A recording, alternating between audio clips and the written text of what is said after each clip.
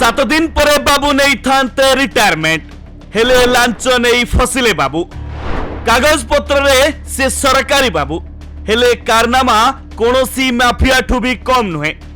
बाबू को टंका निशा एते जे बाबू माटी तले पोती थिले बिड़ा बिड़ा टंका ठिकादार ठारू 2 लाख टंका नेवा बेले ओडिशा विजिलेंस हाथ में धरा पड़िछंती रायगड़ा RWD1 रो कार्यनिर्वाही जंती प्रसन्न कुमार पटनायक। बाबू को गिरफ करिछि विजिलेंस टीम। तेबे जानंतु बाबूंकर पूरा कलाकारनामा 50 लाख टंकार बिल क्लियर करने सह कार्य अभिज्ञता प्रमाण पत्र देवा पई कंट्राक्टर को सीधा सड़क 5% पीसी मागिथिले प्रसन्न बाबू।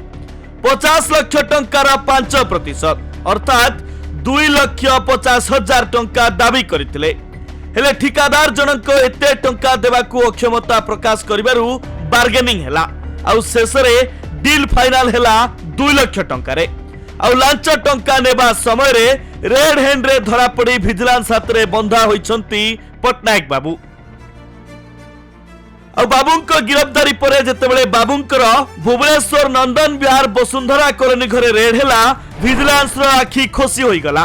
कोटी कोटी टंकार आलिशान बंगला आउ सबुठु बड़ कथा हेउची बाबूंको छात ऊपर रहिछि लक्षाधिक टंका खर्च रे निर्मित आलिशान स्विमिंग पूल। साधारण लोके पानी मुंदे पाई डहळ बिकळ हेले लांचुआ इंजीनियर बाबू छात ऊपर नेउथिले स्विमिंग पूल रो मजा।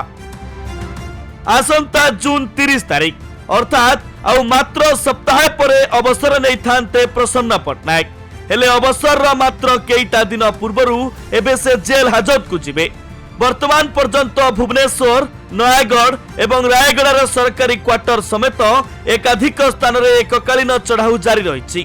तेबे आगकू आउ केते कोटीर संपत्ति बाहरुची ताहा देखिबाकू बाकी रहिला। Bureau report Nandi live.